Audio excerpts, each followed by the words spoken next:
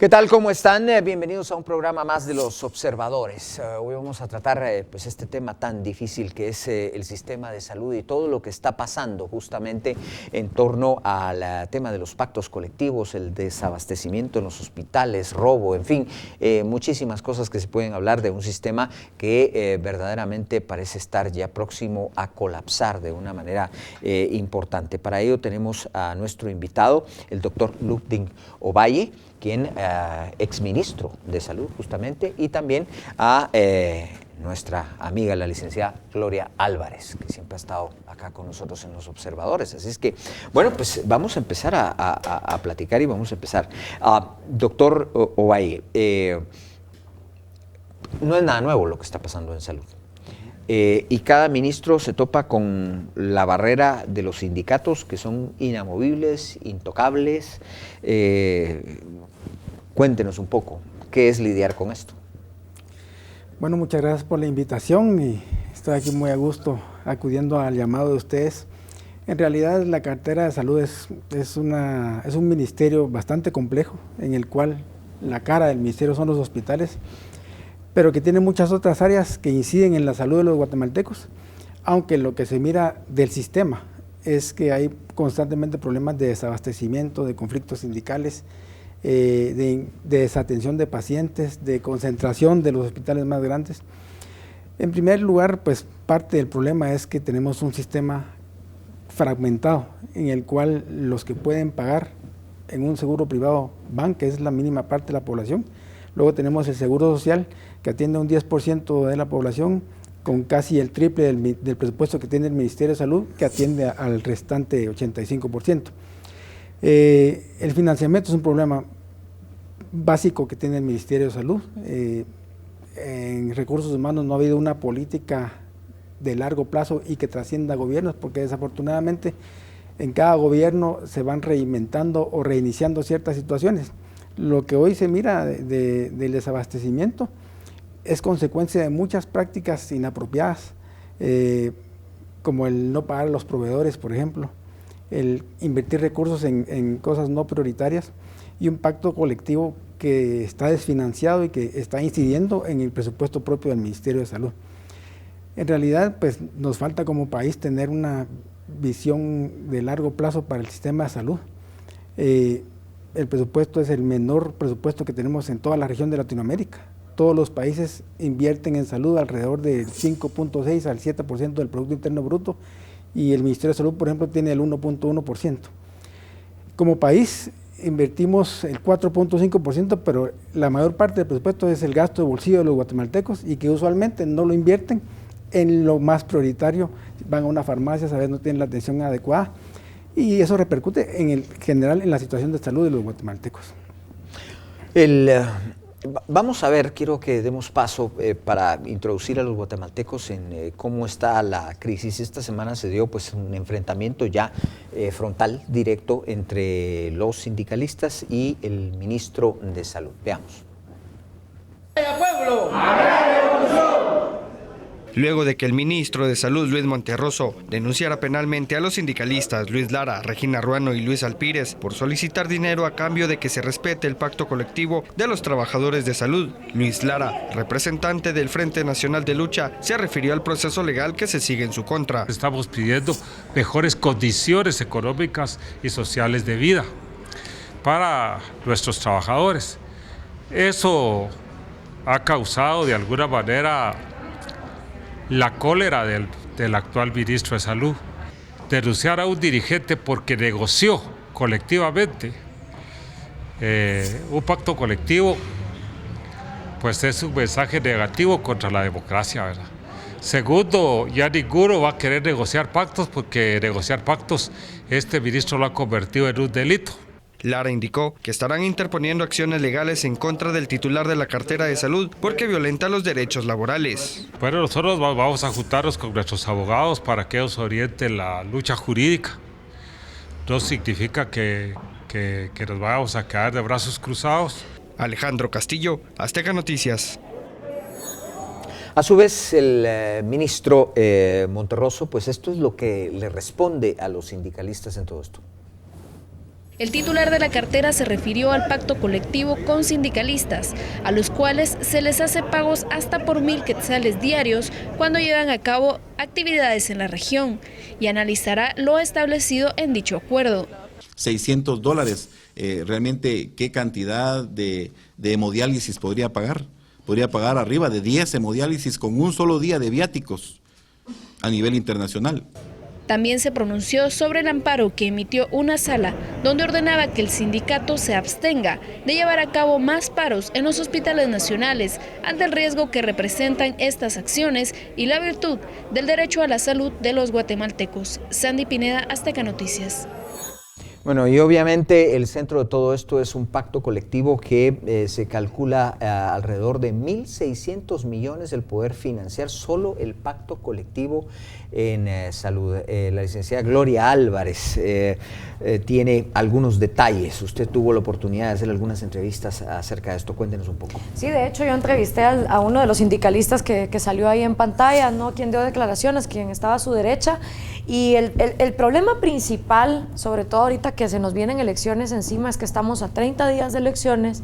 Ningún presidenciable nos ha dicho a quién van a poner de ministro de salud, no digamos en los demás ministerios, pero no tenemos ni idea a quién piensa poner Suri Ríos, Jimmy Morales, Manuel Valdizó, Sandra Torres a cargo de esta situación. Pero llegue quien llegue, se va a enfrentar con el mismo problema que se han enfrentado todos los ministros, incluyendo al exministro aquí presente, y es que cuando hablamos de roscas oligarcas elitistas que tienen al país parado, nadie habla de que los sindicatos son parte de esas roscas. Y este es un sindicato que tiene absolutamente bloqueado que el sistema de salud pueda funcionar. El sistema de salud tiene 6.000 millones de quetzales presupuestados anualmente. De esos 6.000 millones de quetzales, ellos están pidiendo que 1.600 millones, o sea, casi una tercera parte, se vaya solo para el pacto colectivo. Yo cuestioné las características de este pacto colectivo porque el sindicalista que vino, primero le pregunté, ¿y usted qué es? ¿Usted es doctor, enfermero, profesional de medicina, químico? O sea, dentro del área de salud, ¿qué función cumple usted? No son doctores, no son médicos, no son enfermeros, no son profesionales de la salud los que están al mando de este sindicato. Ni siquiera nos pueden decir específicamente cuál es su rol en un hospital, si son recepcionistas, seguridad o acarrean ambulancias, nadie sabe. Lo segundo es que me dice, no, es que este pacto está hecho porque cómo es posible que una partera en el interior del país, su sueldo sea de 1.000 quetzales al mes, su sueldo mínimo, y eso es injusto. Y le digo yo, revisando el pacto colectivo, ok, usted me está hablando de que una partera al mes gana 1.000 quetzales y usted está recetando aquí para la élite del sindicato viáticos de 1.000 quetzales al día. Doctor Ovalle, hay un problema y el problema se reduce a dinero y también pues este pacto colectivo. ¿Qué salida puede tener esto, sea quien sea que esté como ministro ahí? Bueno, la verdad es que es un pacto que ya está firmado y el Estado tiene que cumplir los compromisos que adquiere. Aquí lo que tocaría es buscar los recursos y ver que han sido firmados en el marco de la legalidad, porque hay mucho cuestionamiento de si se siguió el debido proceso. Nosotros enfrentamos una situación similar, no firmamos los acuerdos que se firmaron, porque no teníamos los recursos disponibles y tratamos siempre de dar el mensaje, siempre y cuando haya recursos se pueden hacer mejoras, no a costa del presupuesto propio del ministerio. En este caso, habría que ver en qué marco hicieron la negociación. Si había un compromiso del Ministerio de Finanzas a través de la Dirección Técnica del Presupuesto, donde garantizaba los recursos, tiene que ser recursos ajenos al funcionamiento propio del Ministerio de Salud, porque lo que ha venido sucediendo es que han tomado recursos del programa de nutrición, del de salud reproductiva, para ir cumpliendo los acuerdos sindicales que al final perjudican a la población. Si bien es cierto, el presupuesto es bajo, además depende de la recaudación fiscal. Y si tenemos que no hemos cumplido la meta en los últimos años, el panorama es muy complejo. Yo lo que pienso que lo primero que hay que hacer es llamar a sentarse a la mesa a los dirigentes sindicales, ver la situación real, hacer un censo real, porque se habla de 1.600 millones, por otro lado son 1.813 millones para pasar los temporales a permanentes. No hay un dato real claro porque hay mucha rotación de personal. y han ido trasladando por grupitos algunos a la plaza permanente. En cuanto al pacto, yo creo que hay cosas que son justas. Por ejemplo, no es justo que una mujer embarazada no pueda tener posparto o prenatal, o que no tengan ninguna protección social. Muchos trabajadores durante 15 años, que están ganando tal vez 5,000 quetzales al mes por factura, después en cambios políticos los despiden y se quedan sin ninguna protección social. Eso no está bien. Entonces hay cosas buenas del pacto que hay que rescatar y cosas que creo que hay que dialogarlas. Aunque como por ejemplo una cosa, el 80% de los guatemaltecos están en esas mismas condiciones. Exactamente, entonces como país tenemos que buscar una salida. Yo en lo personal pienso que lo primero que hay que hacer es platicar, por ejemplo, la escala de viáticos, la escala del bono real de antigüedad, es un tema que es un poco difícil de cumplir. Entonces se puede renegociar sin afectar a la población, porque lo más delicado de todo esto es que al final, al primero que sacrifican es al usuario de los servicios de salud. Entonces, la única salida que hay es sentarse en la mesa de diálogo, ver los recursos con que se cuenta y que sea ambas partes. No se trata de perseguir a los sindicalistas, no se trata de dar mensajes como que tal vez hubo algunas cosas raras. No conocemos las condiciones en las que se firmó. En mi caso personal, todas mis reuniones fueron con el Ministerio de Trabajo enfrente o en el Sistema Nacional de Diálogo, y si yo no tenía dictámenes de la Dirección Técnica de Presupuesto y de UNSEC donde avalaran la firma, no se podía hacer. Por eso es que logramos nosotros no comprometer de esa manera los recursos. En este caso, revisar. Si el debido proceso se siguió, tenemos que cumplirlo como Estado porque no nos queda otra. Pero habrá que ver de dónde se consiguen los recursos, y en el próximo que está denunciado ya, habrá que sentarse a negociar nuevamente hacia dónde, pero también con un poquito de protección al ministerio, porque no se premia la meritocracia, por ejemplo, es automático. Si usted duró 10 años, va teniendo más recursos, cumpla o no cumpla con sus funciones. Entonces creo que lo más importante es, en primer lugar, tratar de bajar la confrontación, evitar afectar a un tercero, como serían los usuarios, y renegociar este pacto. Urge renegociarlo y revisar el debido proceso. Un tema que es álgido es el tema de los honorarios. El ministerio no tiene por qué pagar honorarios de un abogado, por ejemplo. Entonces ese tema, pues renegociarlo. Yo creo que platicando, hablando, debemos de encontrar la salida que sea más viable y que sea sin afectar a la población, sin que los amigos del sindicato se sientan que están perdiendo sus derechos, y que comprendan las capacidades, porque la ley de servicio civil en su artículo 1 dice que todas las garantías mínimas que están en la ley de servicio civil podrán ser superadas, pero son nulas aquellas que tergiversen el espíritu de la ley o que el Estado no pueda cumplir. Obviamente es que hay alrededor de 10 bonos e incentivos extras al salario que tiene planteados ese pacto colectivo. Es verdaderamente impresionante. Vamos a una pausa, pero regresamos con ustedes con este tema tan importante.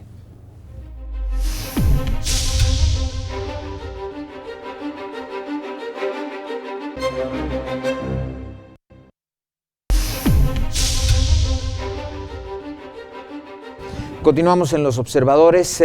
Nuestros invitados, nuestro invitado en este caso, el exministro de Salud, Ludwig Ovalle, y también la licenciada Gloria Álvarez. Estamos hablando justamente del tema de salud y todo lo que ha sucedido, que mantiene a los guatemaltecos en vilo, todos aquellos guatemaltecos que utilizan, pues obviamente, los servicios públicos de salud. Bueno, tenemos un problema serio con el tema de los sindicatos. Esto se veía venir, se veía que tarde o temprano se iban a romper las alianzas políticas, porque realmente esos pactos colectivos fueron hechos para mantener como aliados políticos durante al menos un par de administraciones a los líderes sindicales. No había fondos para sustentar esto. ¿Qué podemos decir? Es muy preocupante, sobre todo cuando escuchamos a los sindicalistas apelando a la democracia. La manera en que los sindicatos están hechos no es democrática. Del sindicato de salud hay en general, en total, más de 44,000 trabajadores de salud pública en Guatemala.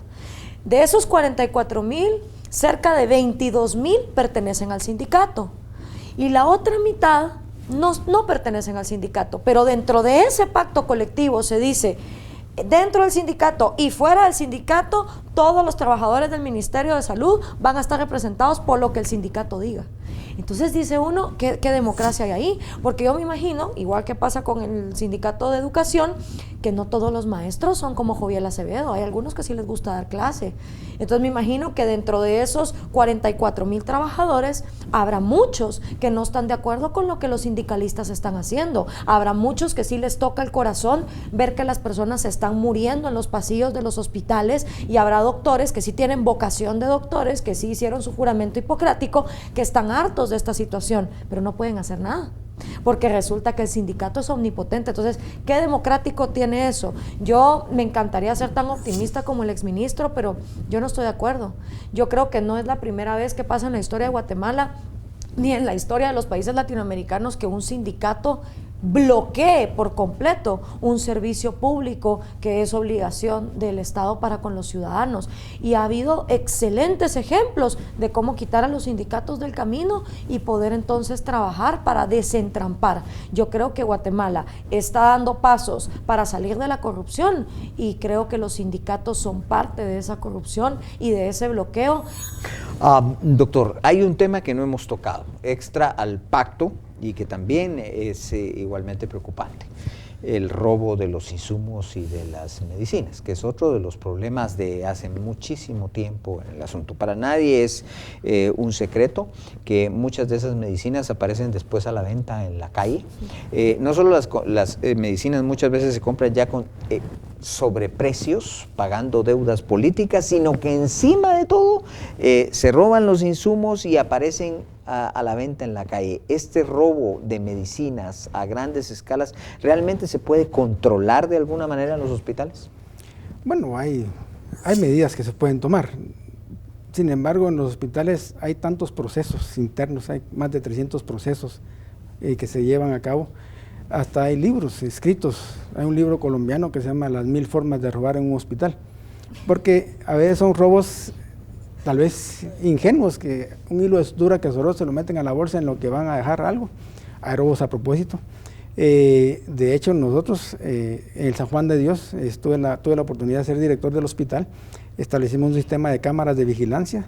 La seguridad de las puertas de salida del hospital, le colocamos seguridad nuestra. Había un tema de una seguridad que ya estaba enraizada en las puertas, la rotamos, ampliamos el tema de la seguridad, abríamos las cajas de muertos para ver que no saliera ahí equipo, el camión de la basura se registraba, había que hacer una serie de cuestiones para tratar de evitar. En quirófanos establecimos un sistema de monitoreo por procedimiento, por cirujano y por paciente, porque históricamente se habían dado los insumos, porque a la semana se consumían 1000 guantes, aunque tal vez habían habido 3 o 50 o 100 cirugías, y no correspondía. Entonces establecimos un sistema en logística, que nosotros teníamos el control a nivel nacional, donde teníamos más o menos de ciertos insumos, y tratábamos de hacer traslados, donaciones o préstamos internos para tratar de mantener el servicio, porque en realidad los recursos no alcanzan en los hospitales. ¿Cómo controlar el robo? Pues hay medidas que se pueden hacer. Un buen sistema de seguridad. Hoy tenemos tanta tecnología que nos permitiría poder controlar, aparte de tener un sistema de logística con control centralizado, porque parte de los problemas es esa descentralización que se ha dado en las compras a granel por todos lados. Entonces todo el mundo puede comprar el ácido fólico a 10 en Petén y a Quetzal en Guatemala, y en otro lado a 7, y saber qué está pasando por medio. Entonces, el robo hormiga es un robo que se ha dado siempre, pero se puede establecer controles. ¿Qué tanto? Le pido que nos dé la cruda realidad. ¿Qué tanto realmente un ministro de Salud o un ministro de Educación manda y decide en esos ministerios? Bueno, se lo voy a poner de esta forma. ¿Quién manda más? ¿Luis Lara o un ministro? Depende del ministro. No vengo a defender mi gestión, pero en mi caso particular, traté de ejercer la rectoría del Ministerio de Salud. Yo no firmé ningún aumento de ese tipo porque estaba desfinanciado, a pesar que fui citado al Congreso por intercesión del sindicalismo. Fui presionado, hablaron al Sistema Nacional de Diálogo para que me obligaran a firmar, pero como yo tenía en el presupuesto, en la ley de presupuesto decía que sin un certificado de disponibilidad financiera no podía comprometer los recursos, no lo hice. Entonces tuve muchas presiones, pero traté definitivamente defender los intereses del... Ahora, un sindicato sí dispone de muchos medios para presionar a un ministro. Medios políticos, medios de movimientos sociales. Hay muchas formas como lo pueden tratar de hacer presionar a uno. Afortunadamente, en el tiempo que yo estuve, no tuve presiones ni de mis superiores, sí tuve de mis inferiores. Sí me preguntaron, sí me dijeron, ¿qué hacemos?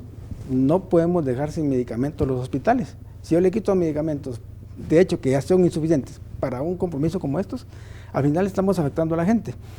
Entonces yo pienso que depende del complejo conjunto. Yo estuve en una gestión en donde no tuve presiones para comprarle a nadie, me permitieron poner mi línea administrativa de transparencia, lanzamos la política de transparencia para la compra de insumos, tuvimos problemas con proveedores, había una venda de yeso que no funcionaba, en contrato abierto, la dejamos de funcionar, de utilizar, la metimos en cuarentena, y luego la Corte nos empezó a obligar a comprarla porque estaba en contrato abierto por medio de un amparo. Hicimos un comité de farmacovigilancia para poder demostrarles que no funcionaba. Pero depende un poco del gobierno en general, tipo de gobierno. Hoy vemos que el gobierno está bastante debilitado, desgastado. Yo traté siempre de defender la atención de los pacientes. Nosotros tuvimos un amparo cuando quisieron cerrarnos las consultas externas, pusimos un amparo en la Corte que nos dieron con lugar. Y sí es una de presiones que hay porque hay muchos intereses de por medio. Hay intereses económicos, intereses políticos, que hacen que un ministro, yo recuerdo cuando en Panamá dije que quería participar en la compra conjunta de medicamentos con Centroamérica para comprar más barato, a la semana siguiente fui citado todos los días al Congreso, porque obviamente hay intereses que se mueven detrás. Aquí la clave es contar con el respaldo de las autoridades superiores, tener un equipo, porque realmente el equipo con el que yo conté fue un equipo realmente de primera. Pude decidir quiénes fueran los viceministros en mi gestión, eso no todos pueden, a muchos ministros le ponen los ministros, entonces tienen un equipo que no es su equipo. En mi caso yo pude poner mi viceministro administrativo, mi gerente general, personas que yo consideraba que eran honestas, transparentes y que iban a defender la gestión. Nosotros sí pudimos hacerlo. Fui el tercer ministro de un gobierno. Favores políticos si hubo, a mí ya no me pidieron ninguno. Entonces, y luchamos a nivel de Consejo de Ministros recursos, porque cuando los recursos son pocos, todo el mundo quiere para su cartera. Teníamos que pelear. Si me hacían falta, yo tenía que pelear con otras carteras, porque ellos querían cumplir sus compromisos. Entonces, se puede, aunque hay un límite, porque hay leyes, la ley de compras y contrataciones del Estado nos amarra. En aquella época era hasta 30,000 la compra directa. Nosotros fuimos al Congreso a pedir que se modificara, porque era una ley para obra gris, y en medicamentos y mantenimiento de equipo hospitalario debe ser otra ley, porque si le impugnan el proceso de la contratación de un mantenimiento, se puede llevar hasta 2 años eso, y ya no dio el mantenimiento al equipo y se arruinó. Pedimos, pero lo único que se logró fue que subieran hasta 90,000. Todavía falta, hay muchas limitaciones que tienen los ministros de salud en este momento. Licenciada Álvarez, hay otro pecado original que existe en toda la administración estatal, por supuesto, que ya sabemos de por sí que hoy por hoy es el problema, no es la solución, pero esta es grave. Todos los que trabajamos en el sector privado sabemos que hoy tenemos trabajo, pero si la empresa le está yendo mal, mañana podemos no tenerlo. El problema en esas administraciones del Estado es que pase lo que pase, todo el mundo lo tiene garantizado y son prácticamente inamovibles. A no ser, pues, obviamente los ministros o cabezas así, pero en general el Estado, en cuanto a su burocracia, es intocable. Así es. De hecho, cuando vino a mi programa el sindicalista Alpírez, yo le dije, con este pacto colectivo, por lo que yo estoy leyendo aquí, a un trabajador lo pueden encontrar literalmente metiéndole un balazo al enfermo en la camilla, que no lo pueden despedir. Así de blindados están. O sea, prácticamente no hay nada que alguien dentro del sindicato de salud pudiera hacer para ser despedido, incluyendo matar pacientes a propósito. O sea, así de blindados se quedan. Entonces, obviamente, el ser humano funciona por incentivos, porque aquí lo que hay que entender es que no se trata de sindicalistas malos, pacientes buenos. No. el ser humano está diseñado para funcionar por incentivos, y cuando los incentivos son perversos, es decir, cuando en un país, como es lo que pasa en Guatemala, la única manera de sobrevivir es volverse corrupto, deshonesto, bochinchero y manifestante, entonces el ser humano se va a volver corrupto, deshonesto, bochinchero y manifestante, porque los incentivos lo motivan a eso para obtener lo que quiere. Cuando un sistema, en cambio, motiva al ser humano a ser honesto, a hacer su trabajo, a que si atiende a más enfermos va a tener un sueldo mayor porque se le va a premiar de acuerdo a su eficiencia, el ser humano empieza a portarse bien. Es el mismo principio bajo el cual el guatemalteco bota la basura en su lugar y no se pasa los semáforos en Estados Unidos, que la razón por la que aquí bota la basura donde le da la gana y se pasa los semáforos cuando le da la gana, porque cuando los incentivos no tienen castigos para el que se porta de manera deshonesta y no incentiva y premia al que se porta de manera honesta, el ser humano va a responder así. Apoyando eso, justamente en el cementerio encontraron empleados disparando. Eso lo relató el actual ministro en alguna ocasión. Encontraron empleados disparando porque el cementerio general pues depende del Ministerio de Salud Pública y no pudieron hacer nada, absolutamente nada.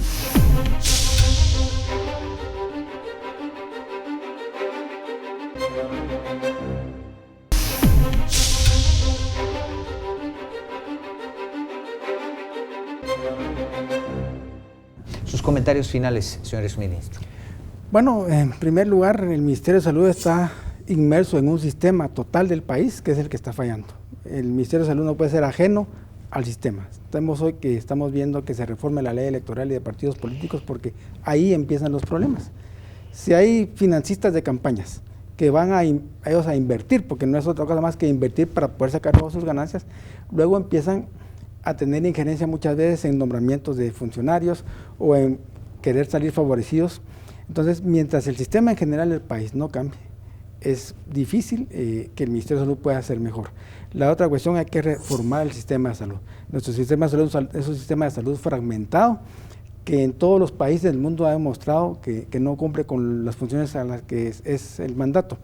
Es mejor pasar a un sistema mixto en el cual el mismo ministerio pudiera poner una especie de precio tope a los medicamentos, por ejemplo. No podemos comprar más caro en el ministerio que lo que está comprando en la calle.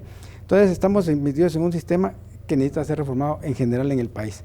Los ciudadanos, los guatemaltecos que hoy están en las calles protestando, igualmente desearíamos que los pacientes se organizaran para exigir sus derechos de ser atendidos, porque hoy le cierran, miren una de las noticias que una persona viajó kilómetros de distancia, no la atendieron y lo que le queda es regresarse, con complicaciones.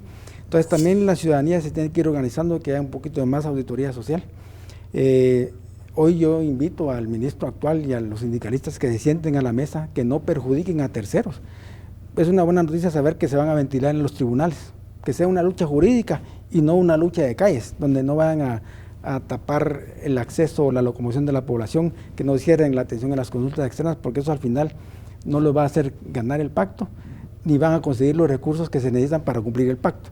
Hoy hay que sentarse a la mesa, es momento de que todos platiquen, buscar los recursos y cumplir los que sean cumplibles y los otros pues negociar para más adelante, y el nuevo pacto que se haga de una forma objetiva, responsable, para no engañar ni a los trabajadores, ni por comprar silencio sindical, entre comillas, firmar algo que pues comprometa los recursos del Ministerio de Salud y deje de cumplir su función. Bien, muchas gracias, señor exministro. Hemos llegado al final, pero solo para abonar incluso lo que se ha dicho acá, una de las cosas que están pidiendo los sindicalistas actualmente es la reinstalación de 35 trabajadores que fueron despedidos por anomalías. Uno de ellos incluso acusado de tener 3 plazas en el ministerio, plazas fantasmas. Así es que, bueno, así están las cosas. Muchas gracias a nuestro invitado, el doctor Ludwig Ovalle, y a la licenciada Gloria Álvarez. Así es que nosotros volveremos la próxima semana en Los Observadores. Pásela de lo mejor.